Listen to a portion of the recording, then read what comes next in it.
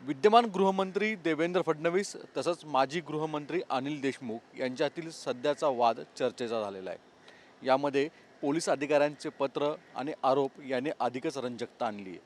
नेमकं खरं काय झालं, आधीचं घडलेली घटना आणि विद्यमान घडणाऱ्या घटना या संदर्भात आपल्याबरोबर आपले वरिष्ठ पत्रकार जितेंद्र दीक्षित आहेत।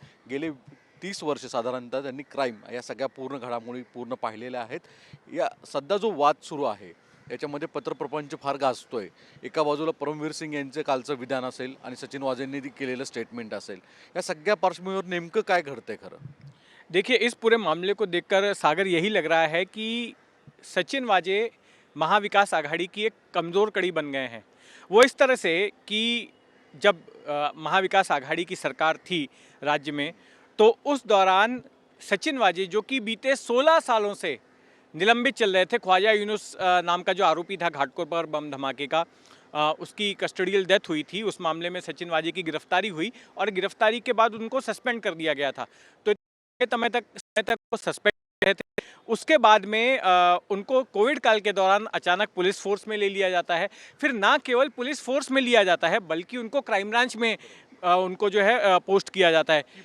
बिल्कुल की पोस्ट। और क्राइम ब्रांच में भी क्राइम ब्रांच की जो एक सबसे अहम यूनिट है क्राइम इंटेलिजेंस यूनिट, उसका उनको मुखिया बनाया जाता है। फिर आगे क्या होता है कि ना केवल मुखिया बल्कि की हायरार्की को बाईपास करते हुए वो सीधे पुलिस कमिश्नर को रिपोर्ट करते हैं। ना तो उनके ऊपर एसीपी को रिपोर्ट करते हैं, ना डीसीपी को रिपोर्ट करते हैं। उसके ऊपर एडिशनल कमिश्नर होता है, ना उसको रिपोर्ट करते हैं, ना जॉइंट कमिश्नर को, और सीधे परमवीर सिंह को रिपोर्ट करते हैं। अब जितने भी बड़े मामले मुंबई पुलिस के पास उस दौरान आए, चाहे वो टीआरपी स्कैम का मामला हो या फिर फेक फॉलोअर्स का मामला हो, इन्फ्लुएंसर्स का मामला हो, दिलीप छाबरिया की चीटिंग केस का मामला हो, वो सब मामले सचिन वाजे को ही दिए जा रहे थे, जैसे कि कोई उसमें सुरखाप के पर लगे हों। क्या दूसरा कोई अधिकारी था? नहीं। ये एक बड़ा सवाल था। और फिर इसके बाद यहाँ तक की दिलचस्प बात यह कि जिस एंटीलिया कांड में सचिन वाजे आरोपी बना कि उसने स्कॉर्पियो कार वहाँ पर जाके पार्क की, उस मामले की जांच भी जो है सचिन वाजे को दे दी गई। अब जब मौजूदा वक्त में ये जुबानी जंग चल रही है अनिल देशमुख और देवेंद्र फडणवीस के बीच, तो ऐसे में सचिन वाजे अचानक में प्रकट हो जाते हैं, जो कि जेल में थे, और बयान देते हैं कि अनिल देशमुख ने, जब वे गृह मंत्री थे और जब सचिन वाजे मुंबई पुलिस में था, तो उसके ऊपर दबाव डालते थे कि हर महीने होटलों और बार ओनर से 100 करोड़ रुपए वसूल करके दे।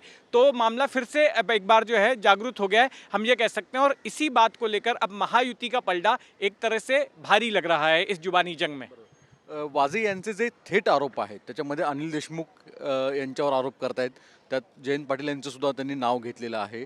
वाजेंचं हे स्टेटमेंट नेमकं काय अर्थ घ्यावा लागेल आणि त्याचा प्रभाव खरंच नेमक्या पूर्ण केसवर काय पडेल?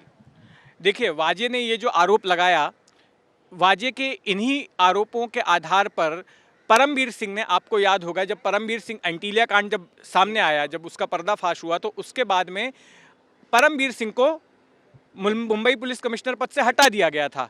जब उनको हटाया गया तो परमवीर सिंह ने पलटवार करते हुए एक खत लिखा उद्धव ठाकरे को और राज्यपाल को, और जिसमें आरोप लगाया कि ये जो अनिल देशमुख हैं गृह मंत्री, वो सीधे एक पुलिस इंस्पेक्टर से टच में थे सचिन वाजे से, और उसके ऊपर दबाव डालते थे कि इस तरह से 100 करोड़ की वसूली करे। उसके बाद क्या हुआ था? उसके बाद में एक तो अनिल देशमुख को हटा दिया गया, और दूसरा कि एक जस्टिस के यू चांदीवाल, जो एक रिटायर्ड जस्टिस है बॉम्बे हाई कोर्ट के, उनकी अगुवाई में एक व्यक्ति का एक न्यायिक कमीशन बनाया गया, और उस कमीशन को जिम्मेदारी दी गई कि जो आरोप लगाया गया है अनिल देशमुख के ऊपर, उसकी जांच की जाए। इसने 4-5 महीने तक कमीशन की सुनवाई हुई। बाद में कमीशन ने अपनी रिपोर्ट भी सौंप दी, और ये रिपोर्ट जब ठाकरे सरकार थी तभी सौंपी गई थी। रिपोर्ट के 2-3 महीने के बाद ठाकरे सरकार गिर गई। तो अब अनिल देशमुख वाकई में गुनहगार हैं, वो वसूली करने के लिए दबाव डालते थे, या फिर उनको क्लीन चिट मिल गई है, ये एक सस्पेंस है। और ये सस्पेंस कैद है चांदीवाल कमीशन की उस रिपोर्ट में, जिसको ना तो ठाकरे सरकार ने बाहर किया और ना ही मौजूदा शिंदे सरकार उसको सार्वजनिक कर रही है। और अनिल देशमुख को ऐसा यकीन है कि उस चांदीवाल कमीशन की रिपोर्ट में उनको क्लीन चिट दी गई है, और ये बार बार मांग कर रहे हैं कि उस रिपोर्ट को ओपन करो, उस रिपोर्ट को पब्लिक करो। लेकिन किसी भी सरकार ने, ना तो इस सरकार ने, ना इसके पहले वाली सरकार ने उसको पब्लिक किया है। परमवीर सिंग यांची एक भूमिका होती की अनिल देशमुखांनी ज्या स्वरूपाचे त्यांना आदेश दिले गेले, मी जर आरोप करत असेल माझे जर सिद्धता करायची असेल तर माझी नार्को टेस्ट करा, अशा स्वरूपाचं थेट चॅलेंज त्यांनी दिलेलं आहे. परमवीर सिंग यांची ही भूमिका नेमकी काय सांगते? नहीं, अनिल देशमुख ने तो बड़ा गंभीर आरोप लगाया है। अनिल देशमुख ने तो ये कहा है कि ये जो एंटीलिया कांड हुआ, जो विस्फोटक पाक किए गए उनके घर के बाहर मुकेश अंबानी के, और उसके बाद में जो गवाह की हत्या हुई मनसुख हिरन की, उसके मास्टरमाइंड परमवीर सिंह है। और उस मामले में एनआईए उनको गिरफ्तार ना करे, इसके लिए परमवीर सिंह ने देवेंद्र फडणवीस के साथ एक डील की और इस डील के तहत अनिल देशमुख के ऊपर झूठे आरोप लगाए गए, ऐसा कहना है अनिल देशमुख का। इस तरह का आरोप है।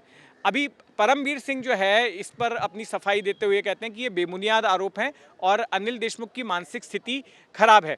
लेकिन यहाँ पर बात ऐसी है कि उस वक्त में परमवीर सिंह जो है उनको तो हटा दिया गया था। इस मामले में जो बाकी के मुंबई पुलिस के अधिकारी थे उन पर उनकी गिरफ्तारी हुई थी, उनकी कार्रवाई हुई थी। लेकिन जब तक परमवीर सिंह जो है इस मामले में, कम से कम इस मामले में जो है परमवीर के खिलाफ जो है कोई सबूत नहीं पेश किए थे, ना कारवाई हुई थी। हे सगळ्या पूर्ण आरोपांनंतरनं याचं कन्क्लुजन काय होईल असं अपेक्षित दिसतं? कारण की एकतर इतके मोठे अधिकारी जे होते की पोस्टवरचे, तेच अनिल देशमुखांच्या विरुद्ध स्टेटमेंट करतायत आणि बरोबर इलेक्शन महाराष्ट्राचं जवळ येतं आहे. या सगळ्या गोष्टींमुळे गृह मंत्रालय किंवा पोलीस डिपार्टमेंटमधल्या अधिकाऱ्यांमध्ये काय कुजबूज सुरू आहे? देखिए, अगर पुलिस अधिकारियों की बात करें तो जब से एंटीलिया कांड हुआ है, मेरी जिन भी पुलिस अधिकारियों से, कर्मचारियों से बात होती है तो बड़े शर्मिंदा महसूस कर रहे हैं, क्योंकि वो एक बड़ा ही काला अध्याय था। अब से 20 साल पहले एक तेलगी घोटाला हुआ था, तब भी मुंबई पुलिस पूरी तरह से डिमोरलाइज थी, बहुत ही खुद को डाउन महसूस कर रही थी। और करीब 20-21 साल के आसपास जो है फिर से वही मामला जो है एंटीलिया कांड का मामला आया है, जिसमें कि पुलिस अधिकारी खुद कटघरे में खड़े हो गए और कई पुलिस अधिकारी जो है उनको जेल जाना पड़ा। तो मुंबई पुलिस की प्रतिमा के लिए, छवि के लिए जो है ये बहुत ही बुरा ये अध्याय साबित हुआ और लोग अभी भी उभरे नहीं हैं। और ख़ास करके जो पुलिसकर्मी इस पूरे मामले में शामिल हुए, उनके बारे में जो आ रहा है कि किस तरह से वो मर्सिडीज़ में घूमते थे, उन्होंने कई दिनों के लिए 5 स्टार होटल जो है बुक करा रखे थे, किस तरह की आलीशान उनके पास कारें थी, करोड़ों रुपए उनसे बरामद हुए। और ये सारा कुछ जो संदेश दे रहा था, जनता के बीच जा रहा था, उससे एक आम पुलिसकर्मी की बात करें तो वो बड़ा हतोत्साहित महसूस कर रहा था, वो बड़ा खुद को डिमोरलाइज महसूस कर रहा था। धन्यवाद. आपल्याबरोबर होते जितेंद्र दीक्षित. त्यांनी स्पष्ट सगळ्या या गोष्टींच्या घडामोडी सांगितल्या आणि त्यांचे नेमके रिफ्लेक्शन्स डिपार्टमेंटमध्ये सुद्धा काय आहेत, होम मिनिस्ट्रीच्या अंडर त्याच्या पोलीस अधिकाऱ्यांमध्ये काय मतप्रवाह चाललेला आहे या संदर्भातलं, त्याचे पडसाद काय उमटत आहेत हे देखील स्पष्ट सांगितलेलं आहे. व्हिडिओ जर्नलिस्ट अरुण पेडणेकरसह सागर कुलकर्णी, NDTV मराठी, मुंबई.